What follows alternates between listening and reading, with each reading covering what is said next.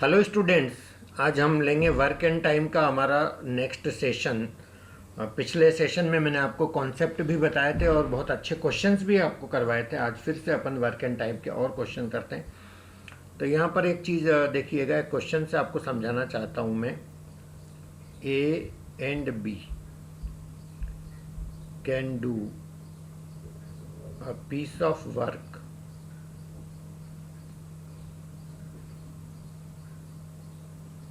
in 5 days and 10 days respectively.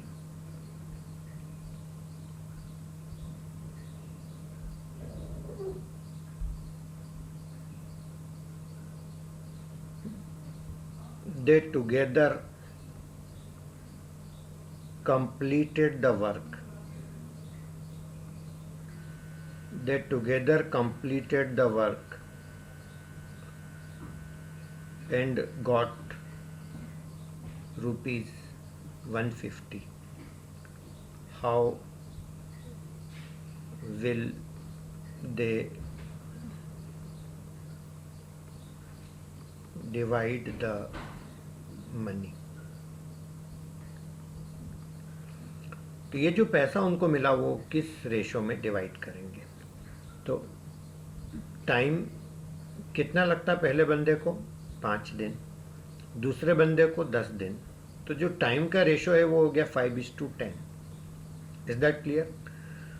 तो ये याद रखना कि टाइम और रेट ये दोनों एक दूसरे के रेसिप्रोकल होते हैं, और यदि टाइम का रेशो 5:10 है तो रेट का रेशो हो जाएगा 10:5। और हम पैसे को ऑलवेज रेट के रेशो में डिवाइड करते हैं। प्लीज डू रिमेंबर, हमेशा याद रखना, money is always divided in the ratio of rate oblique efficiency. एक ही बात है।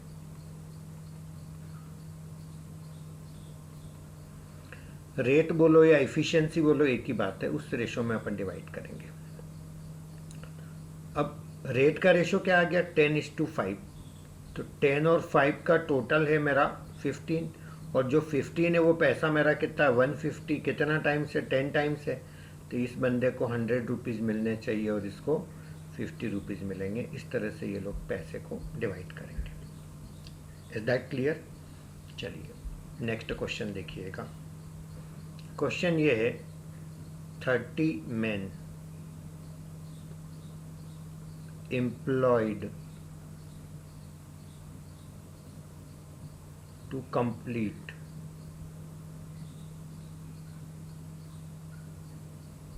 a work in 20 days. But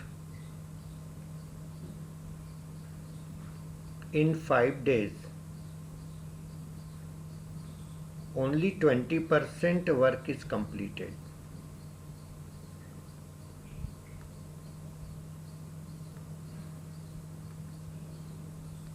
How many more employees must be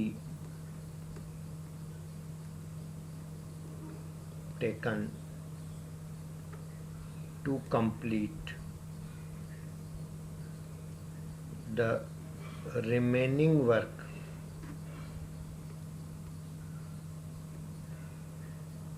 in time? Question difficult नहीं है, केवल अच्छे से क्वेश्चन को समझने का ट्राई करो। कितने मैन एम्प्लॉय करें? 30 मैन। 20 डेज का टारगेट था, 20 डेज में काम हुआ नहीं। They employed to complete a work in 20 days. It doesn't mean कि 20 डेज में काम हो गया। तो क्वेश्चन में ये बोला है कि ये जो 30 लोग हैं इन्होंने 5 दिन तक काम किया, और काम कितना हुआ? 20%। वर्क को अलग ही रखा करो, मैंने पहले भी बोला था। अब कितने लोग और एम्प्लॉय करें कि बचा हुआ काम टाइम पे कंप्लीट हो जाए। अब पहले तो ये बताओ 20% काम हो गया तो काम कितना बचा? 80%। टाइम कितना बचा? 15 दिन, क्योंकि 20 दिन का टारगेट था अपना, 5 दिन हो गए, 15 दिन बचे। अब कितने लोग लगेंगे इस बचे हुए काम के लिए वो मुझे नहीं पता, तो मैं एक्स मान लेता हूँ। अब मैंने ऐसे सिखाया था आपको, ऐसे मल्टीप्लाई करो, ये रेशो इस वर्क के रेशो के बराबर होगा। तो ये मेरा 4 हो गया, क्लियर। ये मेरा 15 से ये 2 हो गया, 5 2 10, क्रॉस मल्टीप्लाई करोगे तो एक्स आ जाएगा 40। यानी बचे हुए काम को करना है, यदि 15 दिन में करवाना है, टाइम पे करवाना है, तो हमें कितना मैन पावर लगेगा? 40 का मैन पावर लगेगा। उसमें से 30 लोग तो ऑलरेडी काम कर रहे हैं हमारे पास। Is that clear? तो यही तो पूछा है कि हाउ मेनी मोर, कितने लोग और बुलवाने पड़ेंगे। So answer is 10।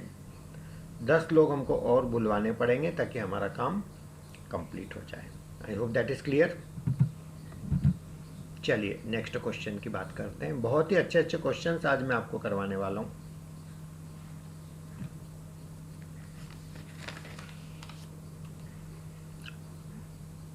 Nine men and 5 women can complete a work in 10 days.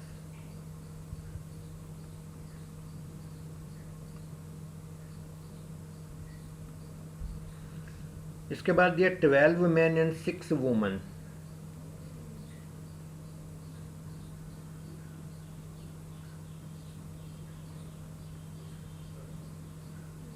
can complete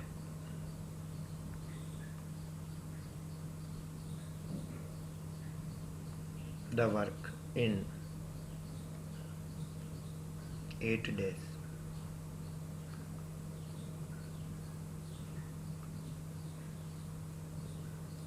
In how many days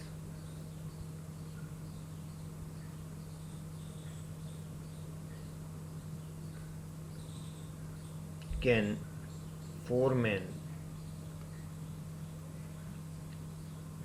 complete the same work?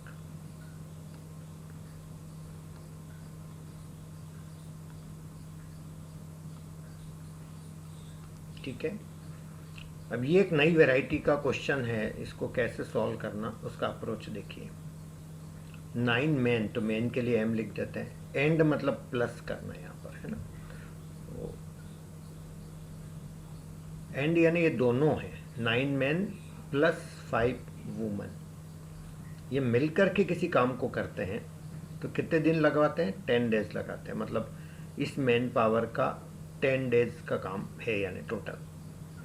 और वही काम 12 men करें और 6 women करें तो ये दोनों मिल करके 8 days लगाएंगे। तो क्वेश्चन में बोला है कि वही काम 4 men करें तो कितने दिन लगाएंगे, कितना, तो उस कितने को मैंने टी मान लिया। तीनों ही केस में मेरा काम तो वही हो रहा है, तो तीनों को आपस में क्या करेंगे, हम इक्वेट करेंगे। तो पहले अपन ये दो को सॉल्व सिंप्लीफाई कर लेते हैं, इन दो को इक्वेट कर लेते हैं। तो इस 10 को जब मैं अंदर मल्टीप्लाई करूंगा तो ये मेरा बनेगा 90m, 90 men plus 50 woman equal to, इस 8 को अंदर मल्टीप्लाई करेंगे तो 96 men प्लस 48 वीमेन।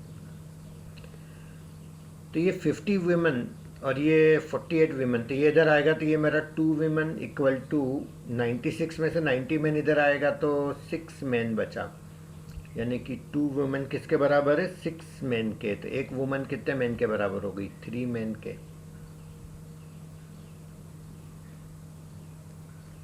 तो ये 2 से कैंसिल होगा तो ये 3, तो एक women equal to 3 men। Is that clear? अब मैं क्या करता हूँ कि इन दो को इक्वेट करूंगा मैं और मुझे मेरा आंसर मिल जाएगा। अब मैं पहले इसको लिख रहा हूँ, 12 men plus 6 women into 8 equal to 4 men into T. अब पूरे ये कनेक्शन मेरे को मिल गया, जहाँ W है वहाँ क्या लिख सकता हूँ मैं? 3m, तो जहाँ जहाँ W है वहाँ 3m लिख दो।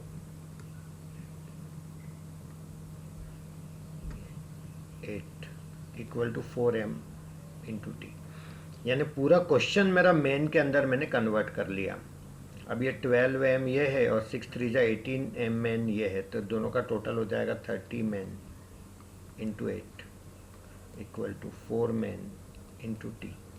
अब मैन तो नहीं भी लिखो तो चलेगा क्योंकि थ्रू आउट मैन ही तो है। 4 2 जा 8, तो मेरा टी का वैल्यू आ गया 60, यानी कि 60 डेज लगाएंगे यदि ये 4 आदमी वही काम करें तो। Is that clear? तो ये इस तरह का क्वेश्चन भी आपको आना चाहिए। नेक्स्ट क्वेश्चन देखिएगा।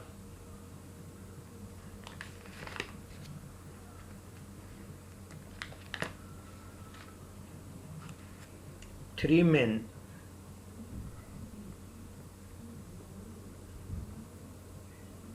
और 4 woman can complete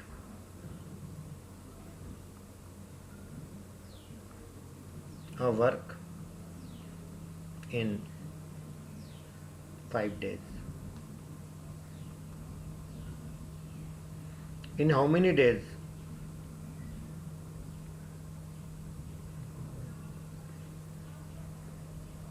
Then in how many days one man and 2 women will complete the same work?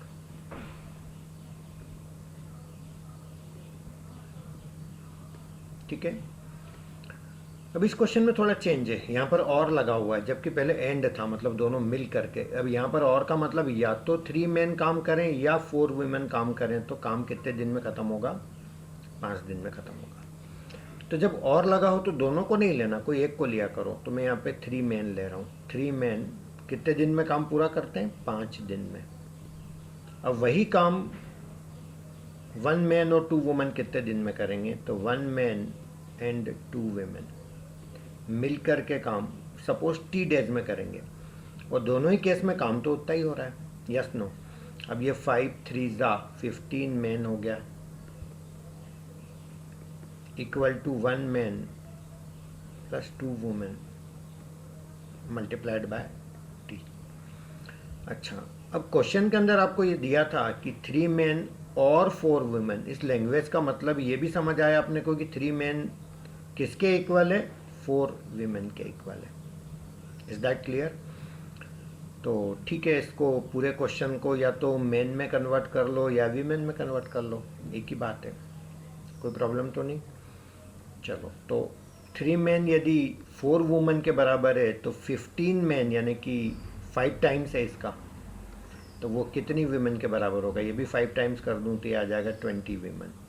तो मेरे पूरे क्वेश्चन को मैं वीमेन में कन्वर्ट कर देता हूँ, तो 20 वुमन इक्वल टू 1 मैन। अब 3 मैन 4 वुमन के बराबर है,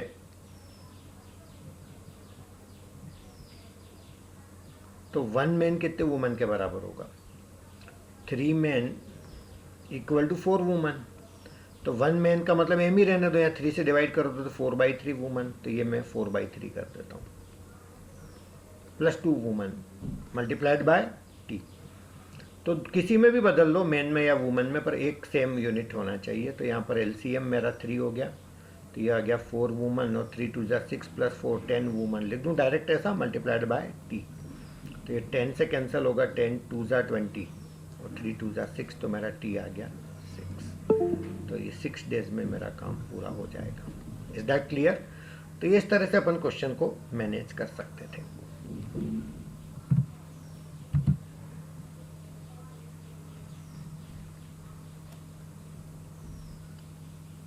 नेक्स्ट क्वेश्चन देखिएगा। मैंने आपको पाइप्स एंड सिस्टर्न के क्वेश्चंस भी करवाए थे। 2 pipes A and B can fill a cistern in 5 minutes and 7.5 minutes respectively.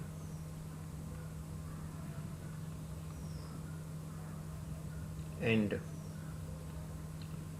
a drain pipe can carry away 14 liter per minute.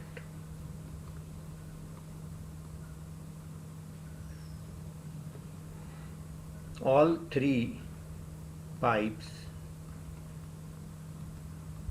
are opened when the cistern is already full. It is emptied in 1 hour. Find the capacity of the cistern. ठीक है। अब यहाँ पर एक चीज देखिएगा कि ये एक सिस्टर्न है,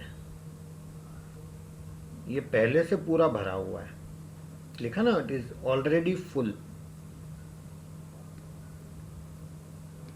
अब ये 2 वेसल से पानी आ रहा है और एक ये ड्रेन पाइप है जिससे पानी बाहर जा रहा है, और फिर भी ये खाली हो गया 1 घंटे में। ऐसा कैसे हो गया? लगता है ऐसा है कि जैसे ये पानी आ रहा है, 2 पाइप से आ रहा है, 1 पाइप से जा रहा है, तो जो पानी जा रहा है वो कम होता और जो आ रहा है वो ज़्यादा होता, तो ये ओवरफ्लो होकर बाहर निकलता जाता और ये कभी खाली नहीं होता। लेकिन क्वेश्चन में क्या बोला है कि ये इट इज़ एम्प्टीड, ये खाली हो गया 1 घंटे के अंदर। Is that clear? मतलब ये एक तरह से ऐसा सिचुएशन हो गया, यदि आप उसको अदरवाइज ना लें तो, है ना, जस्ट एक एग्जांपल है, मजाक मस्ती बात है, कि ये आपका बैंक अकाउंट है, आपकी मदर भी पैसे डाल रही है, आपके फादर भी पैसे डाल रहे हैं, लेकिन आपका खाली करने का रेट इतना ज़्यादा है कि तब भी ये पूरा लबालब भरा अकाउंट आपका खाली हो गया। ठीक है ना? तो इस स्टोरी से ये समझ आता है कि खाली होने का रेट भरने के रेट से ज़्यादा है। I hope that is clear. चलिए अब इस क्वेश्चन को अपन वैसे करने का ट्राई करते हैं, वही अपना फंडा RTW। A pipe, B pipe और ये ड्रेन करने वाला C पाइप। ये अकेला भर देता 5 मिनट में, ये अकेला भर देता है 7.5 मिनट में, इसका मुझे नहीं पता, बट इतना पता है कि तीनों जब एक साथ चलेंगे तो 60 मिनट लगेंगे। क्वेश्चन में दिया ना 1 our. All 3 pipes are opened when the cistern is already full. It is emptied in 1 hour. 1 घंटे में पूरा खाली हो जाता है। Is that clear? चलिए क्या लिखूं यहाँ पर? A plus B minus C, क्योंकि A प्लस बी यानी 2 तो भर रहे हैं, C खाली हो रहा है। ऐसा नहीं लिखेंगे क्योंकि C ज़्यादा है, खाली होने वाला ज़्यादा और ये कम है, तो यहाँ तो निगेटिव आ जाएगा, नहीं तो इसको ऐसा लिखो C minus A plus B, ऐसा लिखेंगे। अच्छा, इन तीनों का LCM लेते हैं तो क्या आता है? 5 की टेबल में 60 आता है और 7.5 की टेबल में भी 60 आता है, करके देख लेना, है ना। तो ये 60 मेरा क्या हो गया? LCM हो गया, तो ये मेरा 12 हो गया, ये मेरा 8 जा हो गया 8, 60/60 मेरा यहाँ पर 1 हो जाएगा। Is that clear? ये वर्क मेरा एक तरह से कैपेसिटी ही तो है, और क्या। अब देखो C minus A plus B का वैल्यू 1 आया, तो C minus A plus B यानी मेरे पास ये है 12 plus 8 20, that is equal to 1। तो मेरा C कितना हो गया? 21। तो मुझे इसका वैल्यू मिल गया 21। रेट इसका खाली करने का 21 है, और जो 21 है वो आपको क्वेश्चन में दे रखा 14 लीटर। Is that clear? तो जो 21 है वो 14 है, तो जो 60 है वो कितना होना चाहिए? That is the capacity. Is that clear? आप इसे कंफर्टेबली यहाँ नहीं कर सकते हैं तो बाहर निकाल के कर लो। जो 21 है वो 14 है, तो जो 60 है वो कितना होगा? उसको x मान लो, this upon this equal to this upon this. 7 2 ज़ा 7, 3 ज़ा 3 से कैंसिल होगा 20, 22 ज़ा 40, तो x का वैल्यू आ गया मेरा 40। सो 40 litre is the capacity of the tank. Is that clear? कोई प्रॉब्लम तो नहीं? कई बार कुछ बच्चों के मन में ये क्वेश्चन उठता है कि ये कंफर्टेबली हम मैनेज नहीं कर पाए तो क्या होगा? क्या हम ये क्वेश्चन नहीं कर पाएंगे? नहीं, ऐसी बात नहीं है। मैं आपको एक और अप्रोच बता देता हूँ, आप कर पाएंगे उसको। मैं अज्यूम कर लेता हूं कि टैंक का जो कैपेसिटी है वो कैपेसिटी है x। Is that clear? और पूरी कैपेसिटी को पहला वाला जो पाइप है वो 5 मिनट में भर देता है। Is that clear? तो 1 मिनट में कितना भरेगा? x/5। दूसरा वाला पाइप 1 मिनट में कितना भरेगा? वो 7.5 में पूरा भर देता है, तो 1 मिनट में इतना भरेगा। ये दोनों मिल करके 1 मिनट में इतना भरेंगे। और 1 मिनट में खाली कितना हो रहा है? 14 लीटर। तो इतना खाली हो रहा है और इतना भर रहा है, और जो खाली हो रहा है वो ज़्यादा है और जो भर रहा है वो कम है। तो इन दोनों का जो डिफरेंस होगा, कैन आई से नेट इतना पर मिनट खाली हो रहा है। तो 1 मिनट में इतना खाली हो रहा है, तो 60 मिनट में खाली हो जाएगा, दिस इंटू 60। और वो 60 मिनट में जो खाली हो जाएगा वही तो पूरी कैपेसिटी है जो हमने अज्यूम कर रखी है x। Is that clear? अब इसको अपन सिंप्लीफाई कर लेते हैं। 14 माइनस एलसीएम इन दोनों का 15 ले लो, 3x plus 2x multiplied by 60 equal to x। तो ये हो जाएगा मेरा 14 minus 5x by 15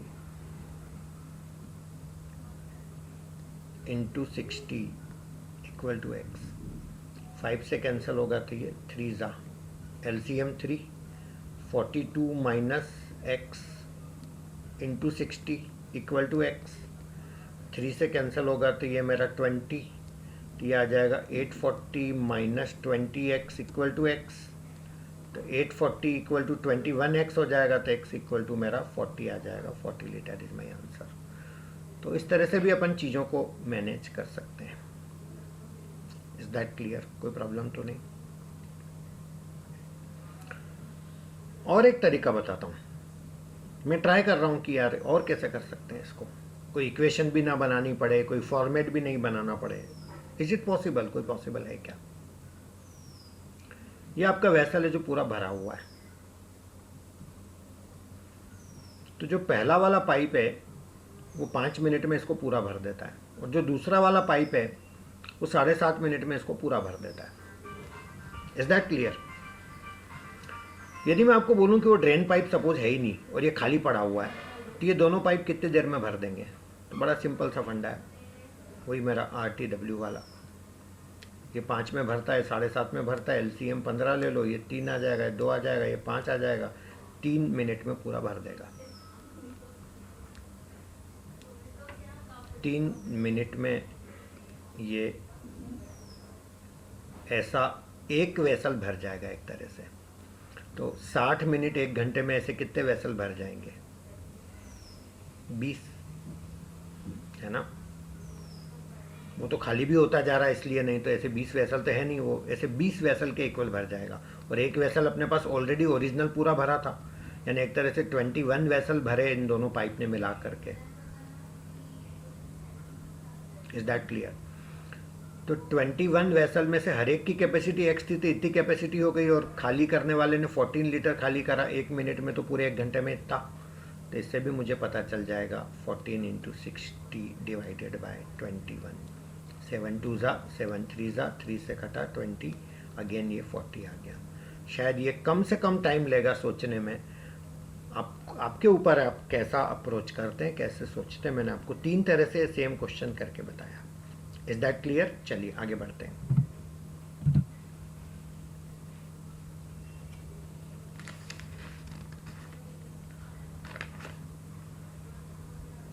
next question, 60 cow can graze uniformly growing grass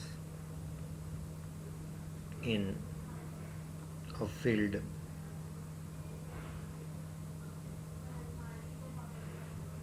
in 5 days.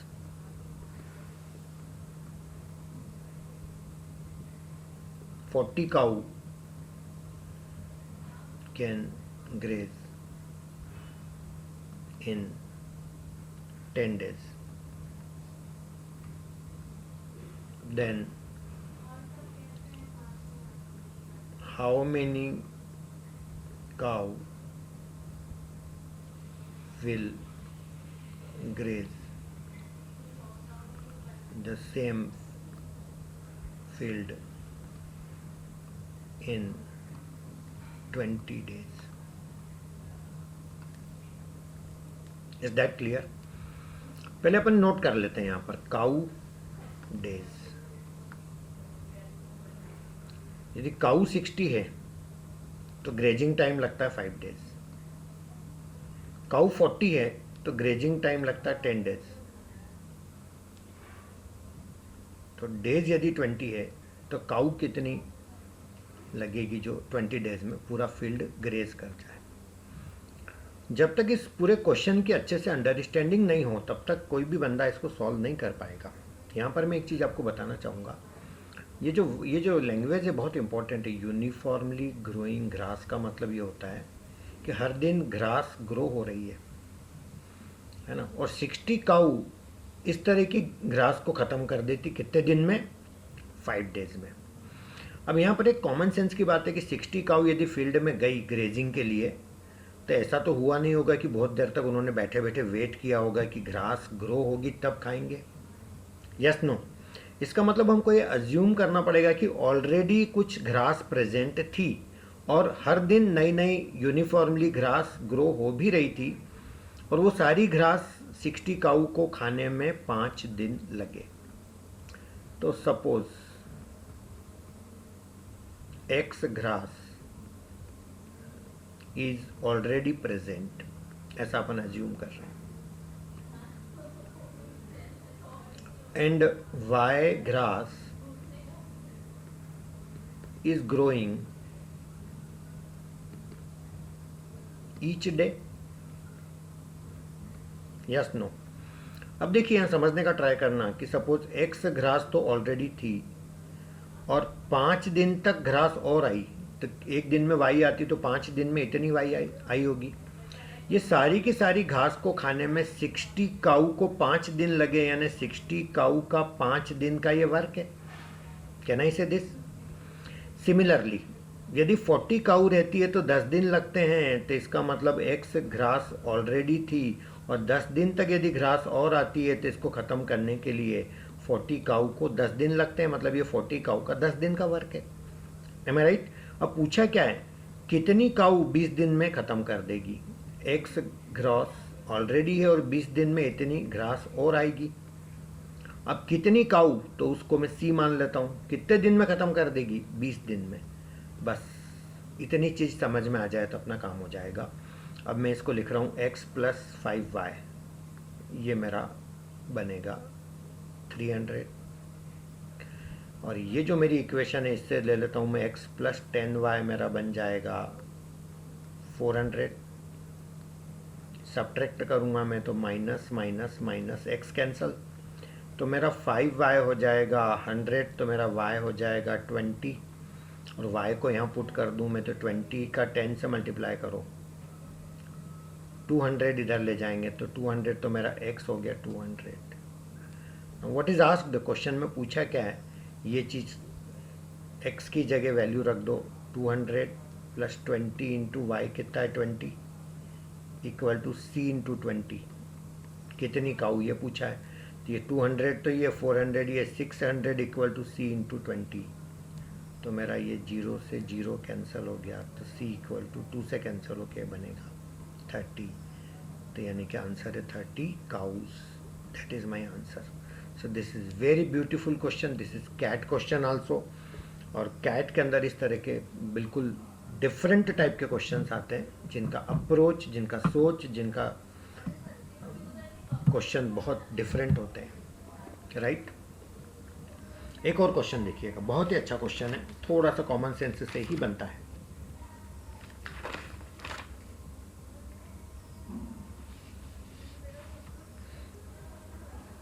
Excuse me.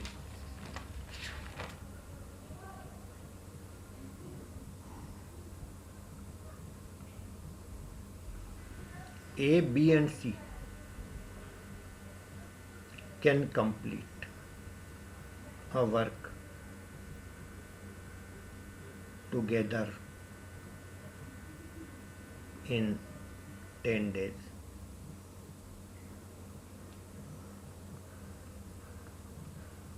Sorry, A B and D. इस स्टोरी में 5 पर्सन से A B C D E. तो ये मैंने क्या बोला है कि ए बी डी यदि ये 3 लोग काम करते हैं तो 10 दिन में काम पूरा कर लेते हैं। Now B C D can complete the work in 20 days. Then BDE, ये 3 लोग मिलके काम करें, can complete the work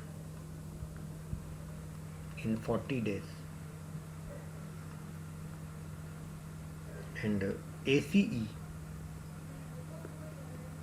can complete the work in 80 days. Then A, B, C, D, E, all 5 together will complete the work in how many days? This is my question.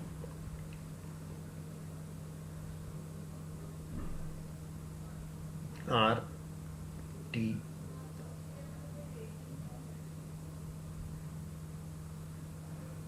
W।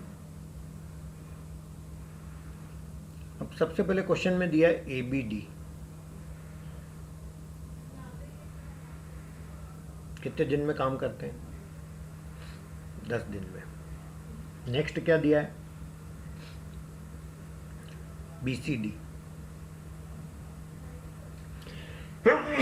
Sorry, B C D,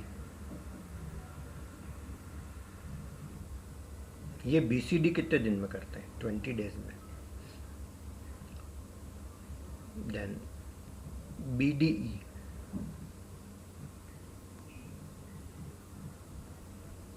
ये करते हैं 40 days में। Then ए सी ई, ये करते हैं 80 days में।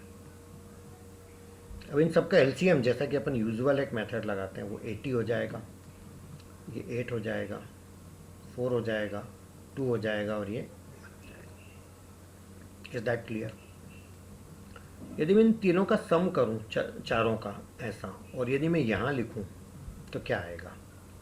Count करो, ए कितनी बार आ रहा है? 2 बार। बी कितनी बार आ रहा है? 1 2 3 बार। सी कितनी बार आ रहा है? 1 और 1 2 बार। डी कितनी बार आ रहा है? 1 और 1 2 और 1 3 बार। ई कितनी बार आ रहा है? 2 बार। इन सब का जो टोटल रेट हो जाएगा, ये हो जाएगा 8 + 4 12 + 4 12 + 2 और +1, ये टोटल मेरा 15 आ गया। Is that clear? अब प्रॉब्लम ये है कि मेरे को किसका निकालना है? मेरे को निकालना है किसका? A B C D E का। अब A B C D E का टोटल मेरे को यदि उसका रेट पता चल जाए तो फिर तो टाइम भी पता चल जाएगा। अब प्रॉब्लम ये कि यदि इन सब में 3 होता या 2A की सब जगह 3 3 3 होता तो 3 कॉमन लेकर के उसका वैल्यू आ जाता, तो 3 से डिवाइड करता तो मेरे को A + B + C + D + E वो भी आ जाता। द प्रॉब्लम इज दिस कि यहाँ पर A के साथ 2 आ रहा है, तो यहाँ कम है मेरे पास, C में भी कम है और E में भी कम है ना। अब ये तो यहाँ पर हम या तो हाथ पे हाथ धर के बैठ जाएं, अब आगे क्या करें, कैसे करें, है ना। तो यदि थोड़ा सा आपको कॉमन सेंस आप लगा लें कि जो कम है ए सी और ई, वही तो तीनों यहाँ लिखे देखो एक साथ, तो इस चीज़ को अपन एक बार और इसमें जोड़ लें तो हर एक चीज़ 3 3 बार हो जाएगी। एक कम पड़ रहा था, यहाँ से ले लिया, एक सी और ई, तो अब इन दोनों को वापस से जोड़ लो, तो ये मेरा हो गया 16। और यदि मैं इन दोनों को भी ऐड कर लेता हूँ वापस से, तो ये मेरा thrice of a plus b plus c plus d plus e हो जाएगा। मतलब तीनों के टोटल रेट का 3 गुना 16 है। तो यदि मैं आपसे पूछूं कि a plus b plus c plus d plus e का रेट कितना होगा, तो इसको मैंने 3 से डिवाइड करा, तो ये भी मेरा 16/3 हो जाएगा। और वर्क मेरा 80 है, और वर्क को डिवाइड करूँगा 16/3 रेट से, तो टाइम आ जाएगा। तो 80 इंटू 3/16, 16 5 ज़ा 80, 5 3 ज़ा 15। That is my answer. Is that clear? So this is very beautiful question. समझ आया सबको? तो इस तरह से अपन प्रॉब्लम को मैनेज करके प्रॉब्लम को सॉल्व कर सकते हैं। Thank you so much. Have a nice day.